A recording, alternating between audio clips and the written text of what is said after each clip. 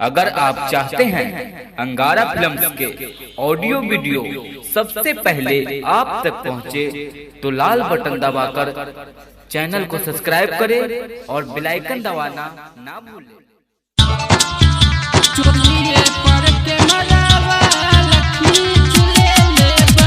DJ Manish Raxaul.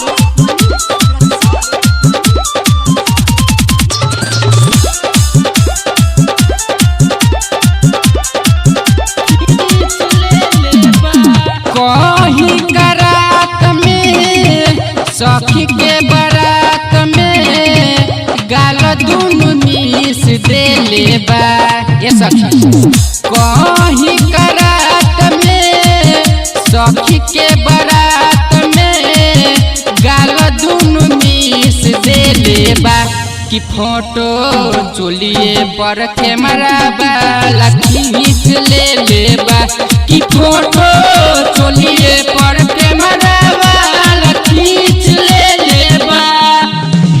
DJ Manish Raxaul. चोलिए पर camera वाला खींच ले बा। खींच ले बा। होत जय माला रहे आरती उतारत पर गइल कीड़ा झुकी रही निकाल। सुना ना होत जय माला रही आरती उतारत पर गइल कीड़ा झुकी रही निकाल। ऊपर नीचे कहीं का सीधे सीन बीच बीच ले बा। सुना ना ऊपर नीचे कहीं का सीधे सीन बीच बीच ले बा। कि फोटो चोलिए पर कैमरा वाला खींच ले बा। कि फोटो चोलिए पर कैमरा वाला खींच ले बा। डीजे मनीष रक्सौल। चोलिए पर कैमरा वाला खींच ले बा। खींच ले बा। राइटर मुकुंद पिया से कैसे बताई शंभू सबरिया से मार करवाई।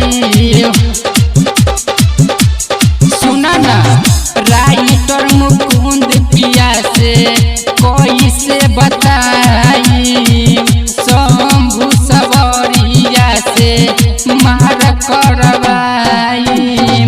धके अकबारी घर बिछवारी सुजीत संग किस ले बा।